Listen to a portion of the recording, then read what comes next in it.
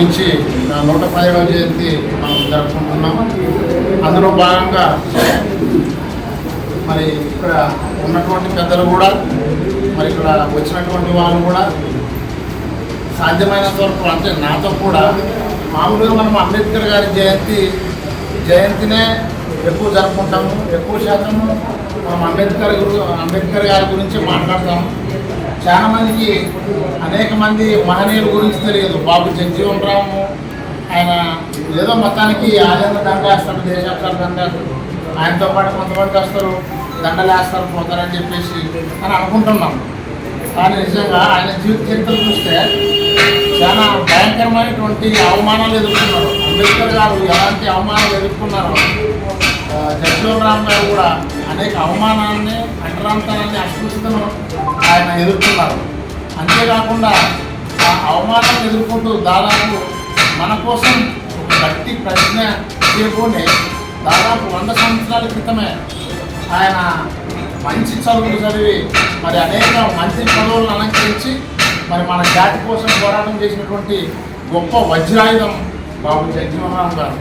మరి జగజీవన్ రామ్ గారు ఆయన పడినటువంటి కష్టాలు, బాధలు నిజంగా ఆయన పుస్తకాన్ని చదివితే నిజంగా ఎవరి కోసం చేసినారు, ఎందుకోసం చేసినారు, మరి మనమేం చేయాలి, కనీసం అందులో ఒక అనువైనా మనకి ఆ బ్లడ్ మనకి లేదా అనేటువంటి ఒక తపన ఆలోచన అనేది కలుగుతుంది.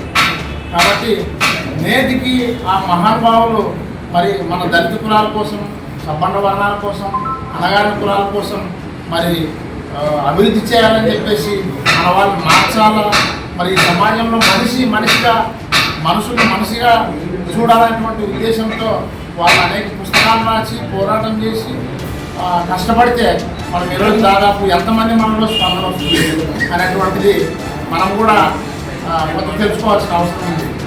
దాదాపు 100 సంవత్సరాల క్రితం అనేక మంది పోరాటం చేసి మరి వాళ్ళు సాధించుకొని వస్తే ఆ హక్కులను మనము నిజంగా వాటిని రక్షించుకోగలుగుతున్నామా, రాజ్యాంగాన్ని కాపాడుకోగలుగుతున్నామా, నిజంగా మన వాళ్ళ కోసం మనం పోరాటం కొనసాగిస్తున్నామా అనేటువంటిది మనం ఖచ్చితంగా ఆలోచన చేయాల్సిందే.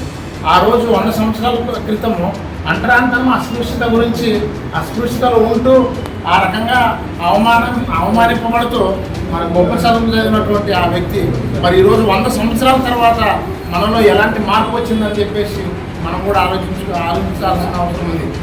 కాబట్టి మరి ఇప్పుడు కూడా మనం చూస్తున్నాం అనేక విచిత్రమైనటువంటి దాడులు, ఎక్కడ చూసినా భయంకరమైనటువంటి దాడులు. ఎన్ని దాడులు అంటే నాకంటే మరి వక్తలు ఉన్నారు, పెద్దలు ఉన్నారు, అన్న దేశం సార్ కూడా మరి పూర్తి వివరాలు చెప్తారు. ఎందుకంటే మనకి ఇచ్చిన సమయం 2 నిమిషాలే. కాబట్టి నేను ఏమంటున్నా అంటే ఈ రోజుకి మనం తినే ఆహారం పైన ఆంక్షలు విధించినారు, మనం చేయాల్సిన పని పైన ఆంక్షలు విధించినారు, మనం తిరగాల్సిన రోడ్డు పైన ఆంక్షలు విధించినారు, మనము ఏ గుళ్ళే పోకూడదు, ఏ గుళ్ళే పోవాలని చెప్పేసి కూడా వాళ్ళు ఆంక్షలు విధించినారు. మనం తినేటువంటి మాంసం తిండి అది తినచ్చా తినకూడదు అని చెప్పేసి కూడా వాళ్ళు ఆంక్షలు విధిస్తూ ఉన్నారు. కాబట్టి మనం ఎక్కడున్నాము, కాబట్టి ఆ పరిస్థితుల నుంచి మనం బయటకు రావాలంటే ప్రతి ఇంటింటికి ఒక ఉద్యమ నేత బయటకు రావాలి. రీసెంట్గా చెప్పాలంటే ఏమన్నా ఒక మాటలో చెప్పాలంటే క్రైస్తవులు అంటే దళితులన్నా క్రైస్తవులే. మరి ఈ యొక్క ఎక్కడ మనకి గుళ్ళో బల్లో తర్వాత ఎక్కడెక్కడ ప్రవేశం లేదు కనుక అనేక మంది క్రైస్తవులు మారిపోవడం జరిగింది. మరి ఆ యొక్క క్రైస్తవత తర్వాత మంచి గొప్ప నేత, మంచి జ్ఞానవంతుడు అయినటువంటి ప్రవీణ్ పగడాల గారిని నిర్దాక్షిణ్యంగా హత్య చేయడం జరిగింది. ఇది 100% హత్యనే. కాబట్టి ఈ రకంగా మనువాదం అనేటువంటిది ఎక్కువై నిజంగా అణగారిన కులాలపైన నేటికి దాడులు జరుగుతూనే ఉన్నాయి. అందుకని మనలో ఎంతమంది స్పందన వచ్చింది. దాదాపు ఈ మధ్యకాలంలో ఎవరినైనా క్రైస్తవులు కానీ దళిత క్రైస్తవులు కానీ ఎవరినైనా కొడితే అసలు స్పందన ఉండేదే కాదు. నిజంగా మొన్న చేసినటువంటి గొప్ప పోరాటంలో చూసిన తర్వాత కొంచెం ఉత్సాహం అనిపించింది.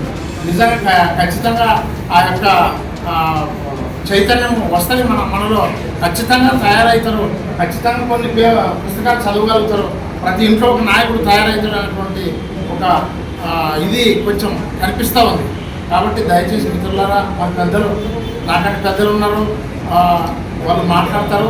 కాబట్టి ఇక్కడ నుంచి మరి రాబోయేటువంటి పరిస్థితుల్లో మనం ఎలా ఉండాలనేటువంటిది మనము చైతన్యవంతులు కాకపోతే అట్లా నిద్రపోతే కనుక ఖచ్చితంగా మళ్ళీ 100 సంవత్సరాల క్రితం ఎలాంటి దాడులు జరిగినా ఈరోజు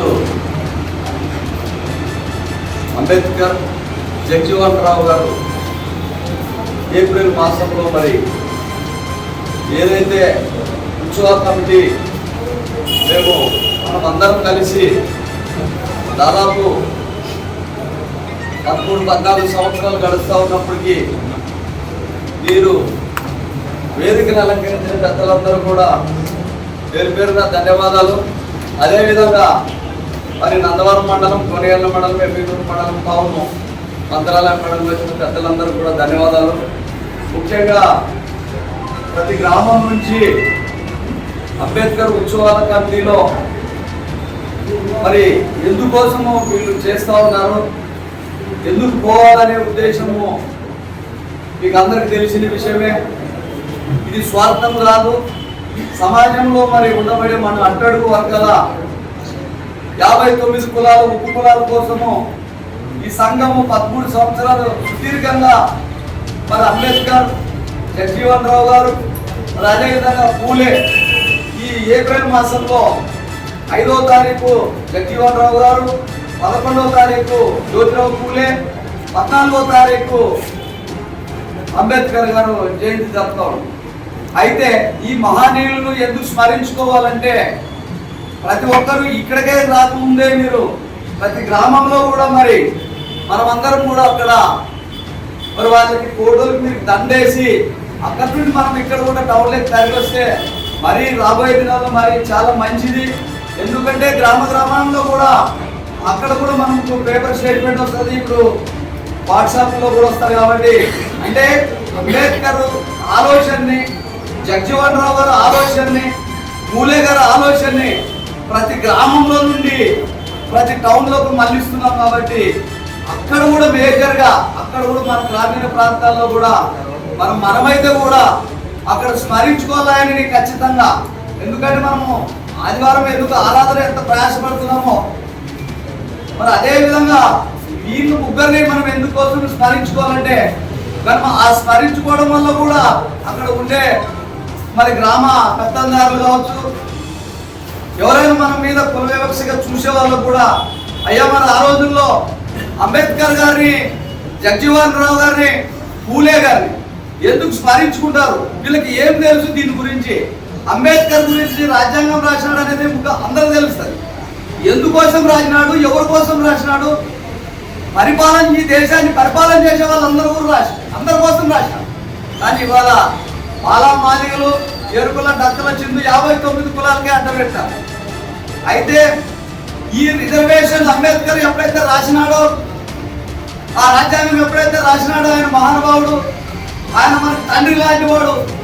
అదేవిధంగా మరి జగజీవన్ రావు గారు ఎందుకోసము ఈ మానవ జాతి ఈ రాజ్యాంగం బ్రతుకున్నంత వరకు ఈ రిజర్వేషన్ని, ఈ రాజ్యాంగం ఎంతవరకు బతికించుకుంటామో అంతవరకు ఈ రిజర్వేషన్లు ఉండాలని బాబు జగజీవన్ రావు గారు పెద్ద ఎత్తున పోరాటం చేస్తూ ఆయన హిమాలయ కింద పడిన హాస్పిటల్లో కూడా మరి గ్లూకోజులు ఎక్కించి అవన్నీ ఎక్కించినా కూడా లెక్క చేయకుండా మరి ఇవన్నీ కట్లుపుకొని ఆయన పార్లమెంట్కి వెళ్ళిపోయినాడు.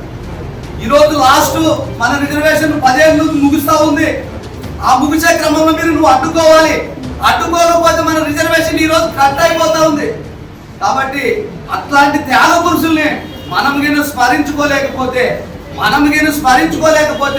మన పిల్లలకి భవిష్యత్తు తరాలని పరిచయం చేయకపోతే, ఈ పరిచయం అనేది మనం ఏదో చుట్టాలో బంధువులు, రెడ్డి ఎవరైనా మన ఇంటికి వస్తే సార్ నా కుమారుడు, నా మనవరాలు, నా భార్య, నా అన్న వాళ్ళని ఎంతో పరిచయం చేస్తామో అలాంటి పరిచయాల కన్నా ముఖ్యమైన వాళ్ళని ఈ ముగ్గురిని దీని పిల్లలకు కానీ భవిష్యత్తులో మనం పరిచయం చేస్తే, పిల్లలకు పరిచయం చేస్తే తరతరాలుగా